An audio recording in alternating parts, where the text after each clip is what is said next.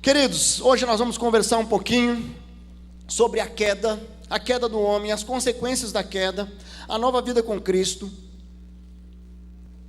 O que acontece é que muitas pessoas não entendem essa dimensão, da onde nós viemos, por que nós estamos aqui hoje, qual que é a história da humanidade e como isso influencia as nossas vidas hoje. A queda, ela trouxe junto consigo o pecado, e esse pecado trouxe consequências, e essas consequências do pecado, elas geram muitas mazelas no nosso meio, muitas mazelas na nossa sociedade, e muitos enganos na nossa vida. Nós podemos caminhar por aí, nós podemos caminhar escravos de sentimentos, nós podemos caminhar escravos de experiências, e porque nós não entendemos essa dimensão, a gente acaba sendo enganados pelo próprio coração muitas vezes, enganados pela mente. E a pergunta que eu faço: quem que é você em Cristo? Quem nós somos em Cristo? Você já parou para pensar? Você já fez essa reflexão? Nós já falamos várias vezes aqui, mas eu quero de uma forma muito direcionada, trazer esse histórico. Nós vamos refletir um pouco sobre essa queda do homem, e como que nós podemos vencer essas consequências. Primeiramente, nós precisamos entender esse projeto inicial de Deus. Para entender o projeto, para entender quem nós somos, nós precisamos entender o que Deus sonhou quando você nasceu. Qual que era o sonho de Deus quando Ele sonhou com a humanidade? Sabe quando você é pai ou mãe? Vocês engravidam, e aí você tem sonhos para aquele filho. E aquele filho, de repente, ele vem, você tem um sonho, você tem uma perspectiva, você tem uma caminhada muito interessante, e que na tua cabeça está tudo resolvido. O meu filho vai ser isso, vai ser médico, vai... Alguém já se pegou tentando realizar os próprios sonhos, os sonhos dos filhos? Né? Eu tenho em casa 2 filhos muito diferentes. Um é um jogador de futebol, quer ser jogador de futebol, e está lá treinando, né? A Fernandinha já é pianista, tecladista, está ali ensaiando com a banda agora, né? E ela vai tocar amanhã à noite no UP. Mas sabe, quando Deus planejou o homem, Ele criou o homem, e de repente é só o pai que pode falar isso mesmo, né? E lá em Gênesis 1:31 diz lá: e Deus viu que tudo o que havia feito havia ficado muito bom. Muito bom. Sabe quando nasce o filho? Isso aqui ficou muito bom. Ou quando você faz aquela obra, puxa, isso aqui ficou muito bom. Aquele desenho, isso aqui ficou muito bom. E Deus criou o homem e falou: isso ficou muito bom. Sabe, e Adão, ele foi criado perfeito. Ele e Eva, eles eram fisicamente vivos e espiritualmente vivos. Fisicamente vivos, porque a sua alma, ela estava unida com o seu corpo, então havia uma dimensão física na criação. E espiritualmente, porque a sua alma estava unida com Deus, então eles não morreriam nem fisicamente e nem espiritualmente. Mas a história de Adão e Eva é muito conhecida, né, popularmente conhecida, e quando eles comem do fruto proibido, ocorre o quê? Eles não morrem fisicamente, instantaneamente naquele momento, mas eles morrem espiritualmente.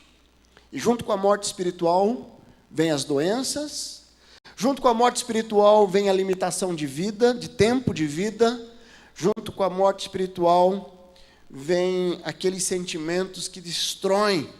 De repente você está passando por uma dificuldade, uma grande provação hoje, e de repente você não entende por que eu passo por isso. Sabe, então, e isso, quando acontece isso, e claro, futuramente eles não morreram instantaneamente, fisicamente, mas na sequência Adão e Eva morreram fisicamente. Mas a morte física veio como consequência da morte espiritual, naquele contexto. E ali houve a queda do homem, que foi criado por Deus com sonhos extraordinários para viver eternamente em comunhão com Ele. E quando nós olhamos para esse relato da queda, antes da queda, né, dessa união com Deus, Adão e Eva não precisavam se preocupar, porque Deus o havia criado para dominar sobre os animais, sobre as aves, sobre os peixes. Eles andavam despreocupados ali no jardim, eles andavam nus, eles poderiam ali fazer o sexo ali na frente de Deus, não tinha nenhum problema. Isso tudo antes da queda, eles poderiam ali comer daquele fruto ali, sem precisar plantar, eles estavam tranquilos. Mas depois que ocorre a queda, que ocorre a desobediência, Então, a primeira coisa é, Adão tentou se esconder de Deus, mesmo Deus sendo onipresente. Adão agora era um homem limitado, natural, e que não conseguia discernir as coisas de Deus. E a mente dele começa a divagar em futilidades, sendo obscurecido a sua compreensão. Lá em Efésios 4 diz lá, eu lhes digo que no Senhor insisto, que não vivam mais como gentios, que vivem na futilidade dos seus pensamentos. Eles estão obscurecidos no entendimento, separados da vida com Deus, por causa da ignorância. Queridos, e tem muita gente hoje que tem vivido essa ignorância. E tem vivido como, sabe? E Adão ali, ele passou a viver essa ignorância, e ele se tornou temeroso e ansioso, né? E a primeira emoção expressada por ele, sabe qual foi? O medo. Lá em Gênesis 3:10, lá ele respondeu, ouvi teus passos no jardim, e fiquei com medo, porque estava nu, por isso me escondi. E o medo hoje, se nós formos pegar, o medo gera ansiedade, e a ansiedade é um dos males mais destacados na nossa sociedade. De repente você tem andado ansioso, você tem andado com uma insegurança, com medo da vida, o medo do futuro, sabe? E isso é uma consequência da queda.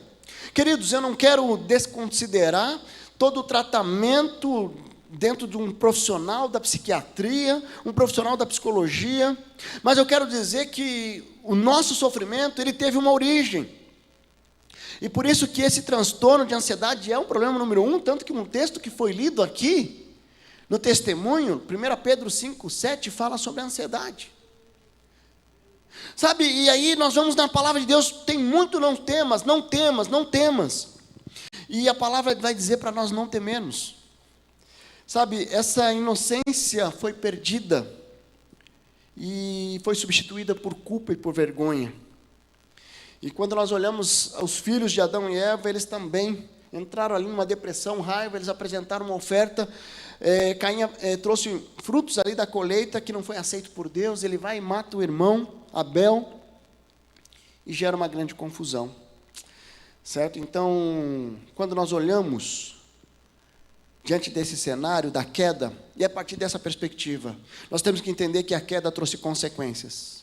E essas consequências nós estamos vivendo hoje na nossa sociedade. E se eu não entendo isso, eu deixo que essas consequências me dominam.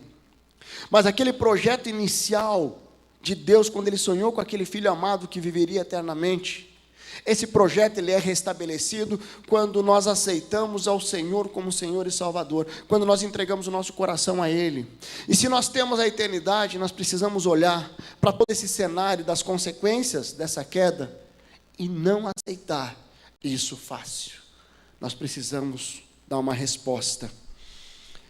Sabe, a queda trouxe resultado desastroso. Lá em Efésios 2, lá, vocês estavam mortos em suas transgressões e pecados, nos quais costumavam viver, quando seguiam a presente ordem desse mundo, e o príncipe do poder do ar, o espírito que agora está atuando nos que vivem na desobediência. Após a queda do homem, ocorre uma mudança na nossa condição, e na condição de Satanás. Porque nós passamos a nascer somente fisicamente, mas com a natureza pecaminosa. Nós nascemos mortos espiritualmente. E por isso que na vida adulta nós precisamos tomar uma decisão para um novo nascimento. E Satanás, ele passa a ser o príncipe do mundo, e agindo com poder para destruir as vidas. Por isso que ele veio para matar, roubar e destruir. De repente você está aqui nessa noite, e uma das consequências da queda é esse poder de Satanás, que ele tem de tentar te escravizar, tentar colocar uma corrente na tua mente, tentar fazer você acreditar nessa mentira, tentar fazer você desanimar, tentar fazer você não perseverar, tentar fazer você deixar ser destruído por essa enfermidade, tentar fazer você ser destruído por esse relacionamento quebrado, tentar fazer você não perdoar.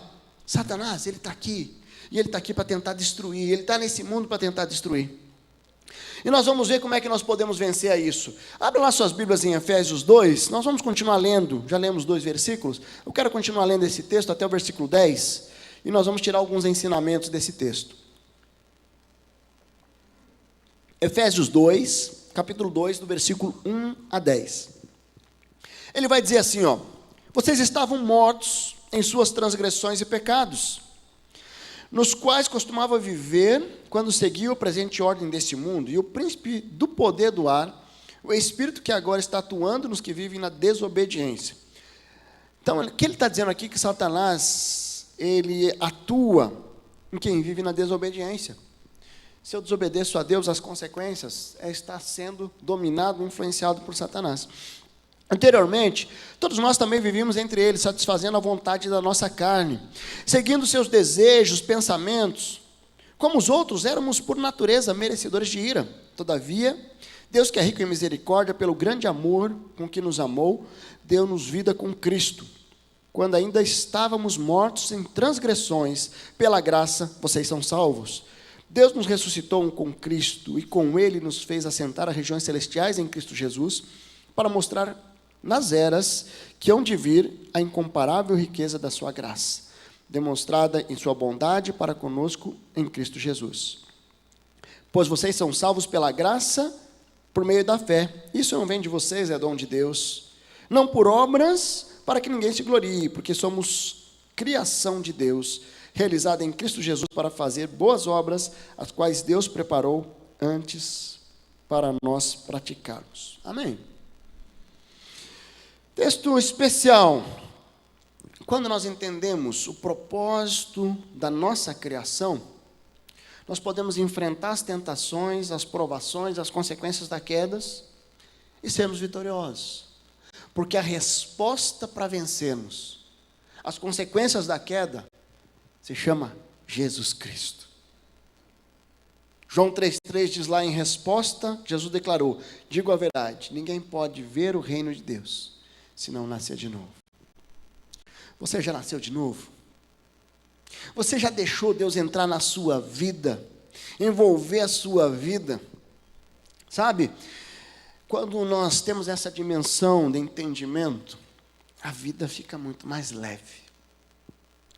E aquilo que me escravizava não me escraviza mais. E aquilo que me travava não me trava mais.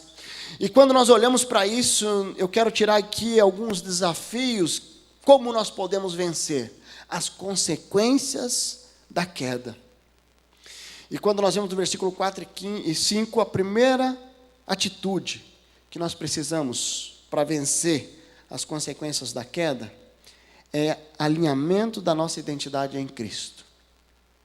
Quem é você?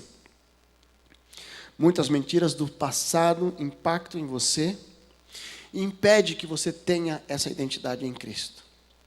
Sabe, quando nós olhamos para esse texto, ele vai dizer ali: Deus, que é rico em misericórdia, pelo seu grande amor com que nos amou, deu-nos vida juntamente com Cristo.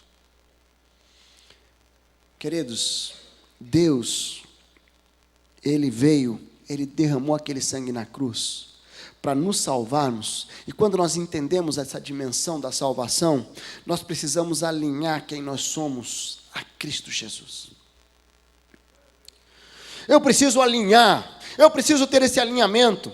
João 1,3,5 diz lá que todas as coisas foram feitas por intermédio dele. Sem ele nada do que existe teria sido feito. Nele estava a vida, estava a luz dos homens. Quando você alinha a sua identidade com Cristo, você consegue vencer as consequências da queda. Jesus, quando viveu entre nós, ele semelhante a Adão, ele viveu espiritualmente e viveu fisicamente. Ele sempre viveu.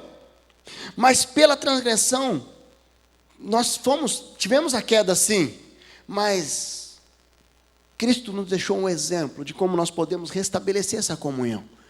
A queda não pode nos limitar, a queda não pode nos prender, aquela experiência inicial do homem de desobediência não pode prevalecer, porque em Cristo nós temos a nova vida, em Cristo nós temos uma nova identidade, em Cristo nós podemos colocar um novo sobrenome, porque a partir de hoje, em Cristo, eu vivo uma nova vida. Não vem querer me humilhar não, porque eu sou filho do rei. Não vem querer colocar mentira na minha mente, porque eu sou filho do rei. Não vem querer me dominar, me escravizar com esses sentimentos de medo, porque eu sei em quem tenho crido, e eu confio que Ele estará cuidando de mim até o dia final. Caminhar com essa certeza é extraordinário. Sabe, quem que tem sido um exemplo para você? Qual que é a sua maior influência? Qual que é o padrão de vida que você tem levado? Quando nós olhamos para Deus, quando nós olhamos para Cristo como a nossa maior exemplo, a nossa maior referência. De repente tem muitas pessoas que têm referências, que é um jogador de futebol, tem outros que têm referência que é, de repente, aquele líder religioso. Mas eu quero dizer que a nossa principal referência deve ser Cristo Jesus. Tem muitas mulheres que têm referência à sogra. Mas cada um tem direito de escolha. Mas quando nós decidimos escolher Jesus como a nossa referência, aí nós vamos ver lá que Jesus, mesmo sendo Deus, ele não morreria mais. Ele, espiritualmente, ele sempre viveu, ele nunca deixou de existir. Ele nunca nasceu porque ele já vivia, ele viveu eternamente. Ele nasceu como homem. Ele morreu e ressuscitou porque havia um projeto de Deus nesse processo. Mas sabe, quando nós olhamos para Cristo, mesmo tendo essa vida eterna, a palavra nos diz lá em Lucas 2,52 que Jesus ia crescendo em sabedoria, estatura e graça. Você tem crescido em sabedoria, em estatura e graça? Quando nós falamos em sabedoria, nós estamos falando de um crescimento mental. Sabe, porque eu conheço a Cristo, existe uma metanoia acontecendo na minha mente, aonde eu começo a pensar diferente. E eu não deixo mais a minha mente divagar pelas mentiras do mundo, mas eu internalizo a verdade, o que Deus diz que eu sou, quem Deus diz que eu sou. Eu falo aquilo que Deus quer que eu fale, eu vivo da forma como Deus quer que eu viva, e a minha mente, ela vai sendo aperfeiçoada. Quanto mais eu conheço a Deus, mais a minha mente está alinhada com o padrão de Cristo. Sabe, se nós somos imitadores de Cristo, nós precisamos crescer em sabedoria. E sabedoria é diferente de conhecimento. Sabedoria, quando nós vamos lá em Tiago 1, ele fala que nós podemos pedir a Ele que Ele nos dá liberalmente. Mas sabe, ele crescia em sabedoria, mas ele crescia também em estatura, fisicamente. E crescer fisicamente não quer dizer que você vai ter uma barriga tanquinho, que você vai estar lá, né? Não é isso. É você entender que o teu corpo é templo do Espírito Santo de Deus. E aí eu cuido com a imoralidade sexual, e eu cuido com o exagero, eu cuido com a bebida, eu cuido com a drogadição, eu cuido do meu corpo, porque eu cresço entendendo que o meu corpo ele é consagrado ao Senhor, e eu preciso sim, porque através do meu corpo a saúde que Deus vai estar dando para mim, para prolongar os meus dias, é mais tempo que eu posso estar influenciando e levando a palavra e compartilhando do poder de Deus. Tem pessoas que não têm essa noção. Eu tenho um tio que faleceu e que ele fumava muito e ele bebia muito. E aí ele era exortado algumas vezes, até os próprios sobrinhos exortavam ele. Ele falou assim: a minha bisavó ela não fumava e ela não bebia e ela morreu. Tá certo que foi com 95 anos, mas ela morreu. E ele brincava com isso. Com 53 anos. Foi. Certo? É uma decisão. A partir do momento que eu decido não cuidar do meu corpo, eu tenho as consequências. Mas ele crescia em sabedoria, estatura e graça. Graça que envolve o espiritual. Quanto mais eu cresço espiritualmente, quanto mais eu conheço a graça de Deus, mais eu consigo viver uma vida leve, uma vida que vale a pena ser vivida, uma vida que vale a pena acordar cada dia e se alegrar na presença de Deus. Queridos, você tem se alegrado na presença de Deus? Como é que você acorda? Você acorda com aquele ânimo assim, bom dia, só se for para você. Tem gente que é assim, não dá nem passar perto. Querido, você tem que alegrar. Sabe, acordar, eu acordo 6 e pouco da manhã, eu já coloco um louvor lá, e eu vou para o meu quartinho de guerra lá, e vou orar, vou estar na presença de Deus, porque é um dia novo, é um dia que Deus tem sonhos extraordinários, Deus tem planos extraordinários para o meu dia. Tudo bem, eu bati o cantinho do dedinho do pé na parede, não tem problema não, vai doer um pouquinho, mas Deus é tremendo, Deus é muito maior que isso. E tem dia que não dá nada certo. E aí você precisa confiar que Deus pode mudar a tua realidade. E a realidade ela é mudada com a presença de Deus. Eu lembro uma vez que eu estava saindo de um cliente, e eu tinha uma reunião 7h30 da manhã, e aí uma reunião muito pesada, eu tinha um dia cheio, um dia complicado, e eu saí de lá, mas saí mal, eu não estava bem naquele dia. Eu liguei para minha esposa, e eu compartilhei com ela, falou assim, vem para casa, vem aqui um pouquinho. Aí eu cheguei, minha esposa estava lá fazendo um devocional dela na cama, ela falou, deita aqui no meu colo, e ela me fez um cafuné, e ela falou assim, o que Deus estava falando comigo aqui, Deus estava falando isso. Queridos, fiquei 40 minutos ali com a minha esposa, ela ministrando no meu coração, levantei, saí, voltei para o meu dia. Meu dia foi completamente mudado. Tudo começou a dar certo, tudo começou. E eu terminei aquele dia e falei, glória a Deus, Deus é tremendo. Isso é uma decisão. Eu decido acordar e falar assim, eu vou viver a graça de Deus em cada momento. Ou eu vou andar, está dando tudo errado hoje. Que esse dia acaba logo. Sabe, tem pessoas que... E daí vira a noite, acho que virou a noite, mudou tudo. Mas de novo, dia ruim. E de repente você vai ver que não é o dia que está ruim, é o teu coração que está ruim. Porque o teu coração consegue ver só os pontos pretos no lençol branco, mas não consegue ver a beleza daquele lençol, tantas coisas que Deus está fazendo na sua vida, tanta beleza que Deus está colocando no teu coração. Queridos, nós precisamos sim crescer em todas as áreas. Como é que você tem crescido nessas áreas? Sabe, tem muitos filhos que crescem na igreja e de repente viram adultos e eles se desviam, eles tomam decisões erradas e essas decisões têm consequências. Eles perdem um coração ensinável, mas quando os filhos tomam decisões acertadas, eles decidem continuar e eles começam a viver um momento novo. Infelizmente, muitos continuam presos à mediocridade na sua vida emocional, física e espiritual, porque decidiram abandonar esse alinhamento com a identidade de Cristo. Viver como um verdadeiro pagão, como alguém que perdeu a identidade de Cristo. Basta você virar as costas e falar assim, eu dou conta da minha vida. Tem muita gente que está dando conta na sua vida. Mas quando nós olhamos para o nosso coração, nós temos uma oportunidade diferente. Eu lembro de... Eu ouvi essa semana, alguém me lembrou uma história que veio... Acho que foi o Fidelis. Fidelis está aqui? Acho que foi o Fidelis. Ele compartilhou algo que... daí me lembrei quando o pastor Jaime Kemp esteve aqui na nossa igreja, alguns anos atrás. Ele é preletor de casais.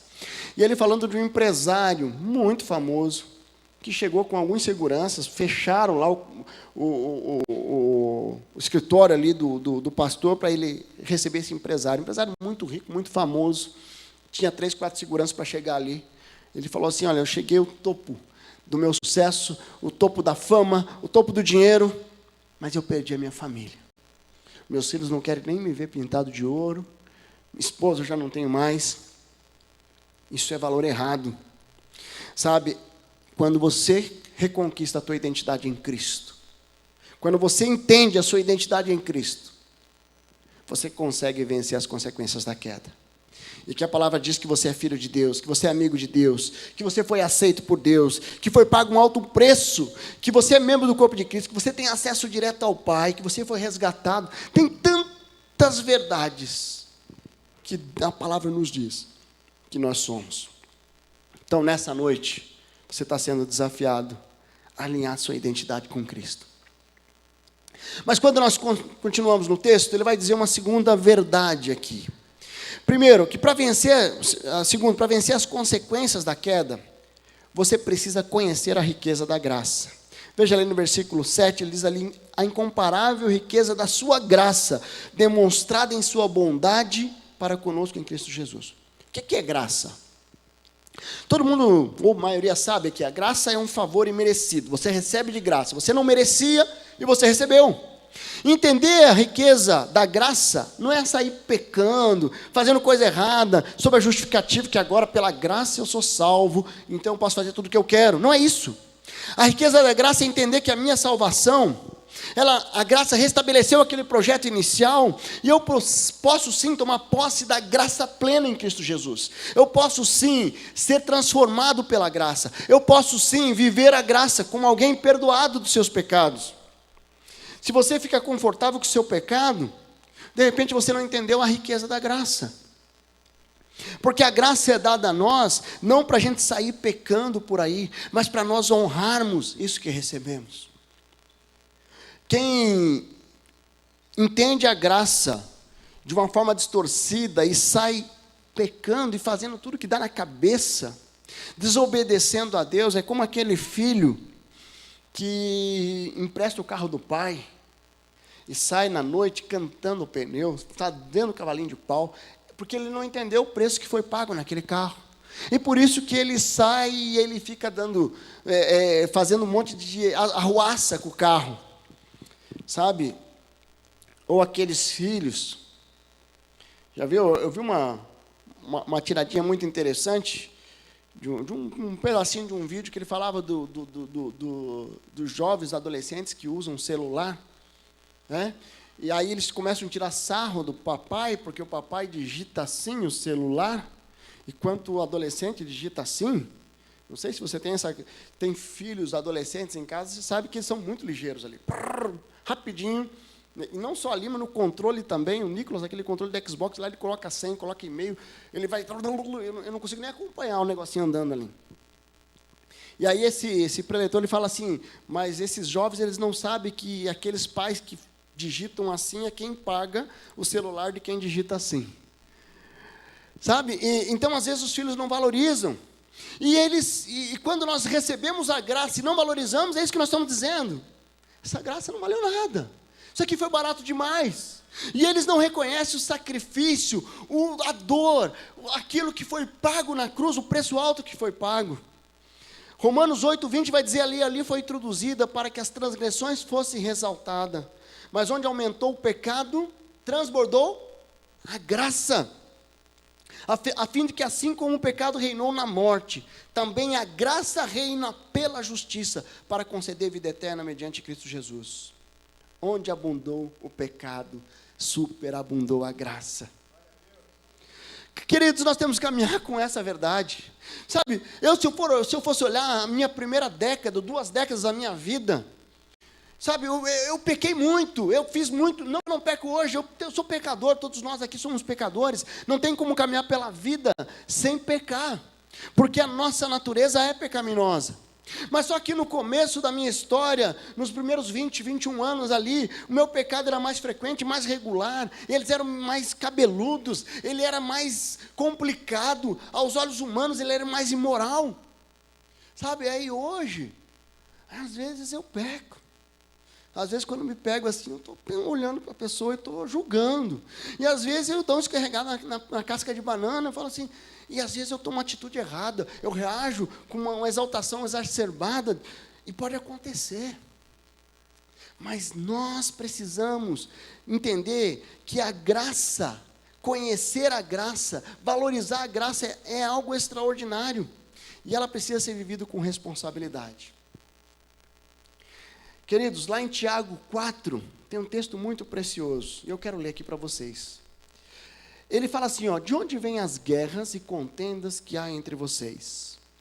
Não vem das paixões que guerreiam dentro de vocês? Olha só o que o Tiago está dizendo. De onde vêm as guerras? Sabe aquele conflito? Aquela briga no casamento, aquela briga com aquela pessoa que você não fala mais, com aquele chefe, com aquele colega de trabalho. E ele fala, de onde vêm as guerras e contendas? Não vem das paixões que guerreiam dentro de vocês, ou seja, é aqui dentro. Vocês cobiçam coisas e não as têm, matam inveja, mas não conseguem obter o que desejam. Vocês vivem a lutar e a fazer guerras. Não têm, porque não pedem. Quando pedem, não recebem, porque pedem por motivos errados, para gastar em seus prazeres. Olha só que texto. Sabe, ele está dizendo um pouquinho dessa dimensão da vida. Quando nós conhecemos a graça, o propósito da nossa vida deve mudar. Nós devemos olhar, não para suprir a nossa carne, as nossas paixões, os nossos desejos, mas para sim agradar o coração de Deus. agradar o coração de Deus. Ele diz ali: ou vocês acham que é sem razão que a Escritura diz que o Espírito que Ele fez habitar em nós tem fortes ciúmes? Mas Ele nos concede graça maior. Por isso que diz as Escrituras: Deus se opõe aos orgulhosos, mas concede graça aos humildes. Portanto, submetam a Deus, resistam ao diabo e Ele fugirá de vocês. Queridos, conhecer a riqueza da graça é viver com humildade, porque nós somos salvos pela graça, e essa graça nos faz vencer as consequências da queda. Você tem entendido a riqueza da graça na sua vida?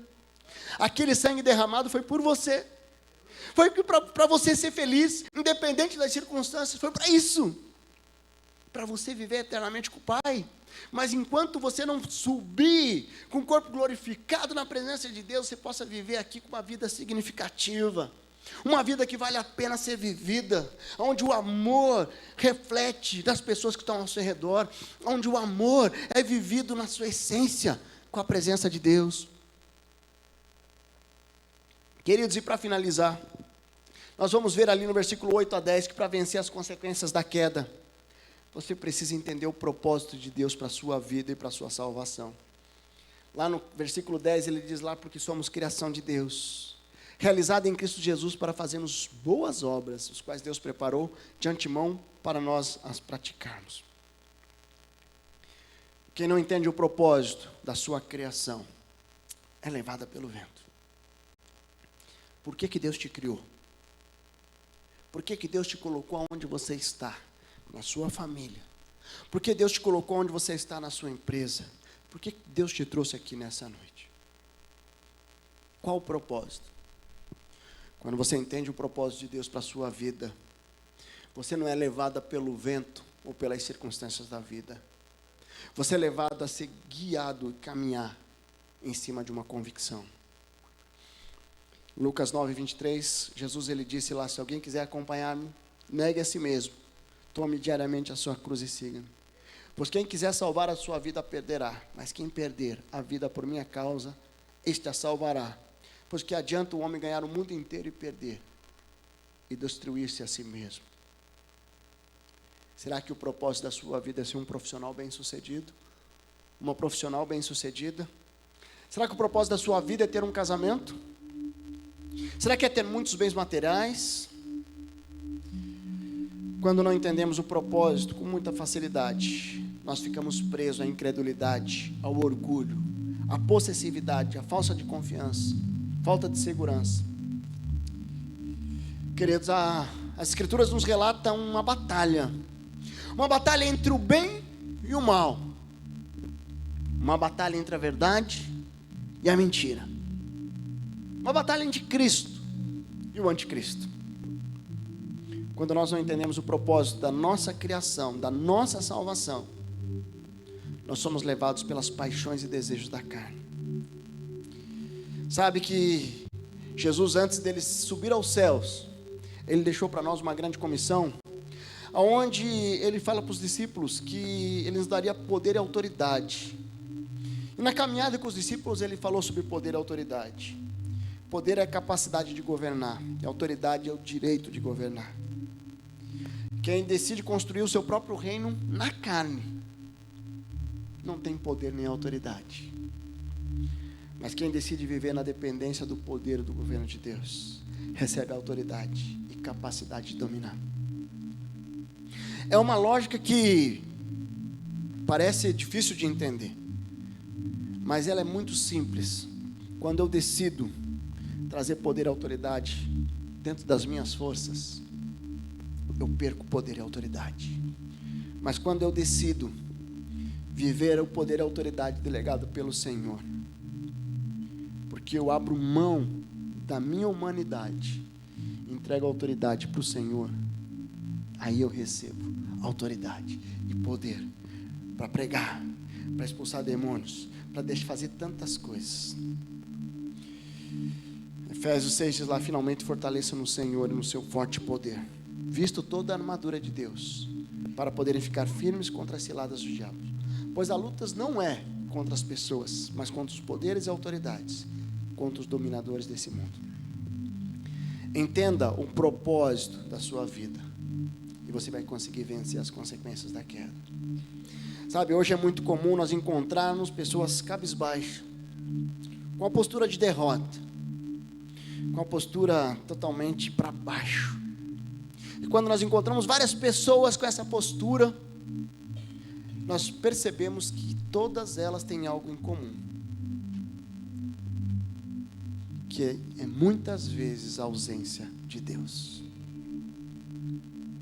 Elas não sabem quem são em Cristo, elas não têm noção do que é ser filho de Deus, e não entendem o propósito de Deus para a sua vida. Quando nós entendemos o propósito de Deus para as nossas vidas, nós não vamos andar cabisbaixo. Nós podemos até ter lutas, mas porque eu sei o propósito, eu estou olhando para Ele. Eu não estou preso às circunstâncias da vida. Nessa noite que Deus está querendo, que eu quero desafiar você, é que você possa entender que Deus criou você, gerou você para um propósito. Eu quero que você não abra mão desse propósito, da sua identidade em Cristo. Se você não tem o sobrenome de Cristo, essa noite é uma noite onde você vai colocar, e você vai ver o Deus agir na sua vida e transformando a tua história. Você pode fechar seus olhos. Não sei como é que você chegou aqui nessa noite. Eu quero te dizer que a queda, ele na minha vida é um relato histórico, porque na minha vida essa queda não faz qualquer sentido mais, porque um dia eu entreguei minha vida ao Senhor Jesus. Um dia eu fiz uma confissão, me arrependi dos meus pecados e reconheci Jesus como meu Senhor e Salvador. E a partir dessa decisão que eu tomei há muitos anos atrás, eu comecei a caminhar com um senso de missão, entendendo que eu poderia sim vencer as consequências da queda. E a primeira consequência da queda que eu consegui vencer foi a morte, porque hoje eu não morro mais. Eu posso morrer fisicamente, mas espiritualmente que eu vivo a eternidade. Minha pergunta que eu faço para você: você caminha com essa convicção? Você caminha com esse senso de missão, entendendo que você é salvo pelo Senhor Jesus e tem a eternidade? Se você não tem essa convicção, eu quero desafiar você a fazer uma oração. Eu quero desafiar você a orar. Você e Deus, na igreja toda está de olhos fechados orando. Coloque a sua vida diante do Senhor e coloque aí e fala assim: Deus, eu estou entendendo. Eu estou entendendo que o Senhor tem um propósito para a minha vida. Eu estou entendendo que eu sou pecador e eu preciso me arrepender. Eu sou pecador e eu preciso me arrepender dos meus pecados. E eu quero reconhecer o Senhor como meu único e suficiente Salvador. Eu quero entregar minha vida, o comando da minha vida ao Senhor. Faça uma oração, você e Deus. Diga aí: Senhor Jesus, eu entrego a minha vida ao Senhor. É uma oração sua com o Senhor. Eu reconheço que eu sou pecador e eu entrego a minha vida ao Senhor. Você fez essa oração? Eu queria que você levantasse uma das mãos. Eu quero orar por você. Se você fez essa oração, graças a Deus, pode baixar. Mais alguém? Graças a Deus, louvado seja. Graças a Deus, pode baixar. Mais alguém? Aqui, graças a Deus. Lá atrás, louvado seja. Aqui no meio, graças a Deus, louvado seja. Mais alguém está tomando uma decisão nessa noite? Não resista. Entregue. Se lance nos braços do Pai. Deixa Deus ministrar o teu coração. Queridos, nós vamos, pode ficar de pé, nós vamos cantar um cântico. E você que tomou essa decisão, eu queria que você viesse aqui à frente. Eu quero orar pela sua vida. Essa decisão, ela é tremenda, porque ela traz uma novidade, uma nova vida, uma nova perspectiva. Eu queria que você tivesse espírito de oração. Você que vai ficar aqui, nós vamos estar cantando esse cântico, vamos cantar uma estrofe. Eu queria que essas pessoas que levantaram a mão, venham aqui à frente. Nós queremos orar, eu quero orar com você. Nós vamos interceder pela sua vida. Nós vamos pedir que Deus confirme essa decisão no seu coração. Então, enquanto nós cantamos, sai do seu lugar, vem aqui à frente.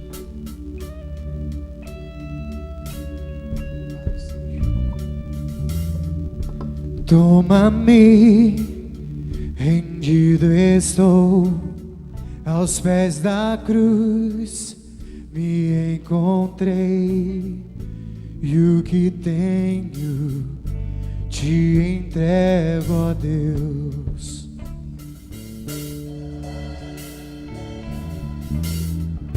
Vem limpar as minhas mãos, purificar meu coração, que eu ande em tudo que tu tens pra mim. Oh, eis-me aqui, rendido estou.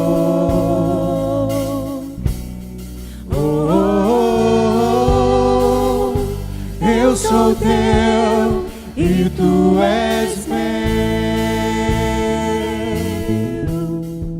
Jesus.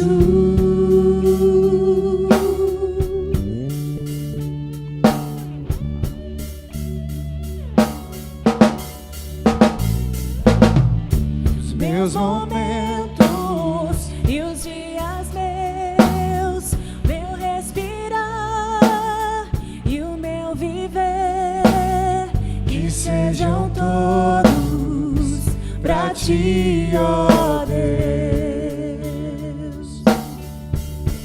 Oh, eis-me aqui, rendido estou.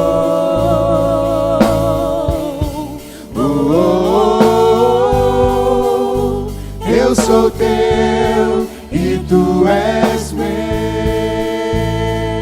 Queridos, de repente você está aqui e você precisa tomar uma decisão. De repente você está um pouco desalinhado. Você já tomou uma decisão de entrega, mas você precisa tomar posse dessa graça, dessa rica graça do Senhor. De repente Deus falou no teu coração uma decisão que você precisa tomar nessa noite, uma mudança de vida nessa noite. Nós vamos continuar cantando. Sai do seu lugar, vem aqui à frente também. Nós vamos terminar esse tempo orando. Você precisa vencer algo na sua vida, algo que você precisa superar. Entregue diante do Senhor, deixa Deus ministrar o teu coração, deixa Deus tratar o teu coração. Saia do seu lugar, vem aqui à frente. Nós vamos terminar esse tempo orando.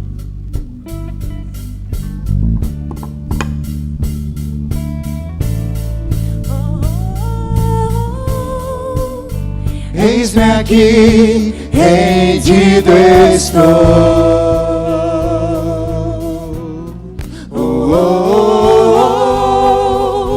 Eu sou teu e tu és meu.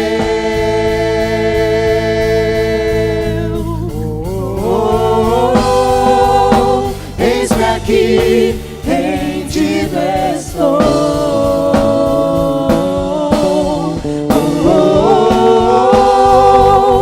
Eu sou teu e tu és meu.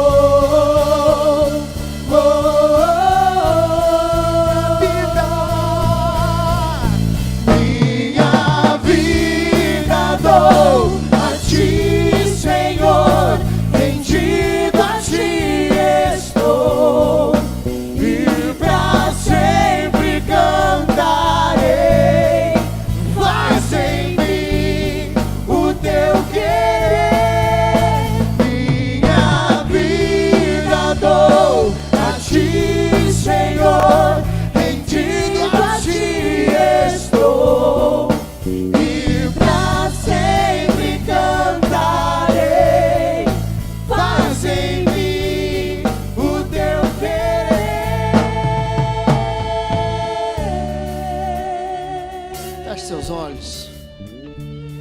Deus amado, diante do Senhor nós entregamos a nossa vida.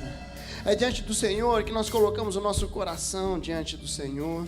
É diante do Senhor que nós temos a oportunidade de recomeçar, a oportunidade de construir o coração de cada irmão que esteve aqui à frente. Tomando uma decisão nessa noite, confirma nos seus corações, e que nós possamos ver esses irmãos crescendo, se desenvolvendo. Eu quero colocar todas as pessoas que nessa noite tomaram alguma decisão confirma nos seus corações. Nós queremos sim, Deus, viver a beleza, que é viver na presença do Senhor, na dependência do Senhor. Louvado seja o Senhor pelo privilégio que nós temos de ser mais do que vencedores em Cristo Jesus. E é isso que o Senhor nos afirma. Não permita que ninguém saia daqui nessa noite com a sua identidade ofuscada, com a sua identidade distorcida pelo inimigo das nossas almas, mas que eles possam sair daqui sabendo que nós somos filhos amados do Senhor, que esse irmão, essa irmã é filha amada do Senhor, e sair daqui sentindo a sua presença e sentindo esse amor. Louvado seja o Senhor. Abençoa a Deus de uma forma especial cada vida e cada irmão, em nome de Jesus. Amém. Eu sou Amém.